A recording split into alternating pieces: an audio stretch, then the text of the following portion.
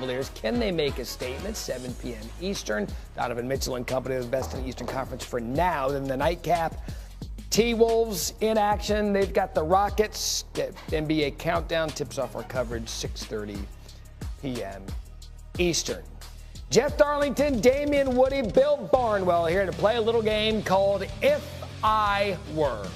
So Jeff Darlington, if you were Matthew Stafford, would you want to be traded? Matt, no, I would not. Now, I'm not saying it's going to necessarily be all his choice, but you got to remember here, the grass is not always greener, and Matthew Stafford should know that. 12 seasons in Detroit, he played with 4 head coaches, never won a playoff game, got to the playoffs 3 times, ended up getting bounced right away. Goes to the Rams, all of a sudden, Super Bowl year 1. He knows it. Sean McVay is exceptional at coaching Matthew Stafford. Grass isn't always greener. Give Aaron Rodgers a call if you're curious how that could work out. All right, Bill Barnwell, piggyback on Darlington. Is L.A. the best place for Stafford to finish his career? Of course it is. What are the alternatives here? The Giants? The Steelers? The Raiders? I mean, are any of those places going to give you a better offensive coach than Sean McVay, a better receiver than Puka Nacua, a better offensive line, better conditions to throw the football in? Of course not. This is the second highest paid player in the history of the National Football League. Is it worth going to one of those other places for $10 million more a year, maybe? No, it's not. And you mentioned these teams that sound horrid for Matthew Stafford to go to, and quality of life probably better out there for him in the L.A. area. All right, D. Woody, your time. If you were the 49ers, would you want Brock Purdy as your franchise quarterback? Absolutely. He's a homegrown talent, guy that you drafted in the 7th round. And he's turned into a top 5 quarterback that we have in this league, operating the top 5 offense. Since Brock Purdy became the starting quarterback back in 2022, he's been every bit of that. So you got a guy you drafted, you got one of the best play callers in the National Football League in Kyle Shanahan. Absolutely, you re-signed that guy. So, and Jeff Darlington, on the re-signing front, what do we know about any contract dealings between Purdy and the Niners? They've made very clear they do not want to slow step this thing. They want to get this deal done. The 49ers have dealt with contract drama each of the past several years with different guys, whether Ayuk or Bosa. They don't want it to happen with Purdy. Easier said than done, though, when you've got a quarterback who's expecting market value between $55, $60 million a year. You can't argue anything this guy's done since he was drafted last in the NFL and has led them to big heights. You got to keep a franchise quarterback there if you're Purdy to get the deal done. Bill Barnwell, it is your turn for If I Were. And if you were the Steelers, would you want to trade for Jacksonville Jaguars quarterback Trevor Lawrence? Of course I would. This offense has been horrific for the past 4 seasons. They're 26-5 when this offense scores 20 points or more over the last 4 seasons. Second best win rate in football, tied with the Bills. The problem is they score 20 points at the 4th lowest rate of any offense in football over the last 4 years. I know Trevor Lawrence, maybe not the guy people expected coming out of school, but he is a league average, maybe better than league average quarterback. That's exactly what the Steelers need to start booting more serious competition. Yeah, you tout him coming out of Clemson a few years ago, what they were saying about him, a generational prospect. We haven't seen that just yet. You wonder if it's the surrounding piece. He's got the one playoff win. It was an impressive one at that. But, D. Woody, you feel strongly about this, about the Steelers in particular, about what they should not do this offseason. What is that? Yeah, listen, you can't stand pat. Like they need a bold move. Like the Pittsburgh Steelers, if you look at them offensively, outside of the wide receiver, like they don't have anyone that scares you. Right. You know, Pickens, outside of him, there's no one that scares you. And so if you're the Pittsburgh Steelers, you need to make a bold move at quarterback. Okay? Russell Wilson's not going to work.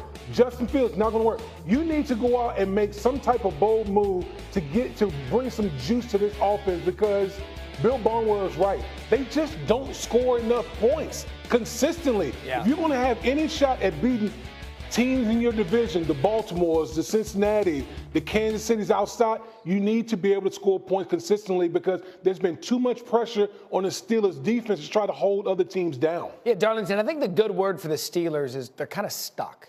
They do just enough to make the playoffs, and then they're stuck. Why do you believe they're stuck? Well, you talk about a bold move. What is that bold move going to be? They're stuck in part because of their own actions. And that's not to say what they did last year wasn't a smart move. It was just a very risk-reward type of move by bringing in Justin Fields and Russell Wilson on one-year deals and saying, basically, we'll figure this out. Because there was a third option all along. It wasn't just it's either Fields or Russell. The third option was it's neither of them. And neither really necessarily proved that they were worthy of being the franchise guy for the long term. And now, as a result, they were good enough to not have a great draft pick. Quite honestly, the free agency class, we talked about it, it's a bunch of aging veterans. It's no clear-cut guy there.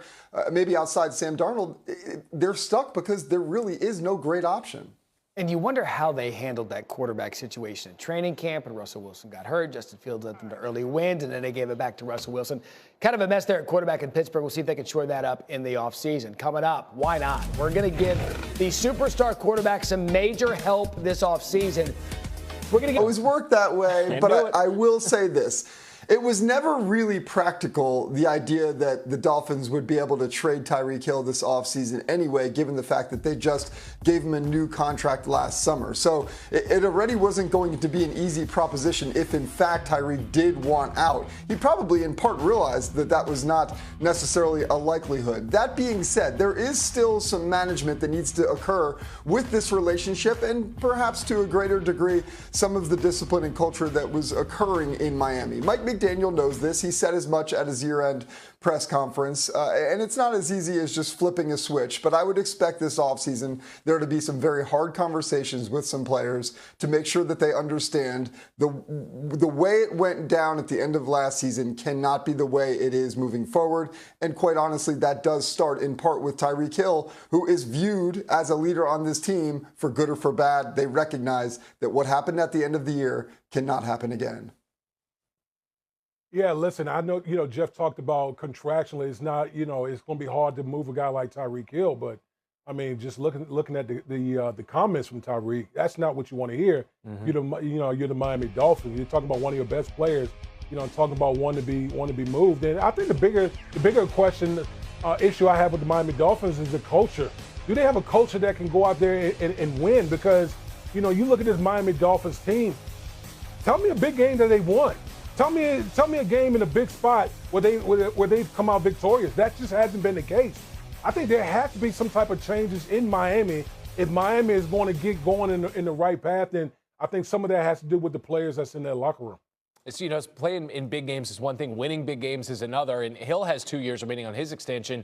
Myles Garrett also has 2 years left on his deal with the Browns. Right. He requested a trade from the team earlier this month. Jeff, what's Cleveland's stance on moving on from one of the best defensive players in football? Well, they've made pretty clear they don't want to do that. And there are some reasons, not just the fact